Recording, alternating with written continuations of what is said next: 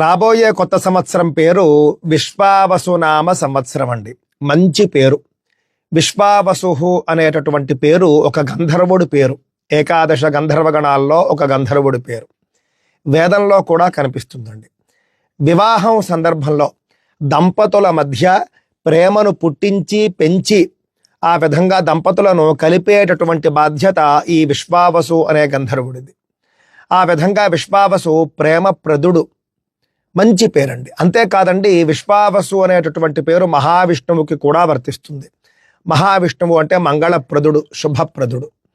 ఈ విధంగా మనకు ఈ విశ్వావసునామ సంవత్సరం పేరులోనే మనకు సానుకూలమైనటువంటి అంశాలు కనిపిస్తూ ఉన్నాయండి. సంతోషకరంగా అనిపిస్తూ ఉన్నది. ఎందుకు?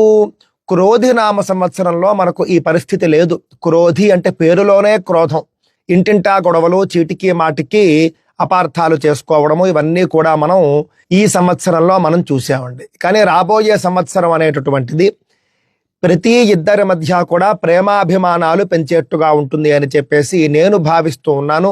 విశ్వావసు సంవత్సరం గురించి మనం ఒక్కసారి చూసుకుంటే, సర్వత్ర జాయతే క్షేమం సర్వశస్య మహార్ఘత, విశ్వావసౌ వరారోహే కార్పాసస్య మహార్ఘత అన్నారు.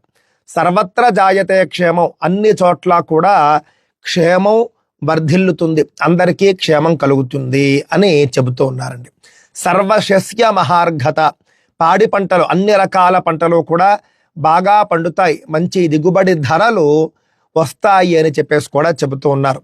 ఆ తర్వాత కార్పాసస్య మహార్ఘత అన్నారు. ముఖ్యంగా ప్రతి కాటన్ పంటలు ఏవైతే ఉంటాయో, కాటన్ మిల్లులు, కాటన్ వ్యాపారస్తులు, వాళ్లకు మంచి లాభాలు ఉంటాయి ఈ సంవత్సరం. సాధారణంగా మొత్తం మీద చూస్తే మాత్రం విశ్వావసునామ సంవత్సరం క్షేమకరము, శుభకరము అని అర్థమవుతూ ఉన్నది.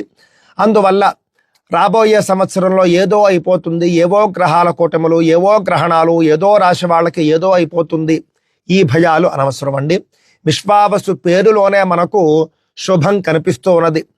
అలాగని ఏ కాలము కూడా 100కు 100% శుభం ఉండదు. కాకపోతే ఏది శాతం ఎక్కువ అని మనం చూసుకోవాలి. ఈ రాబోయే సంవత్సరం శుభం యొక్క శాతం ఎక్కువ దృష్టిలో పెట్టుకోండి.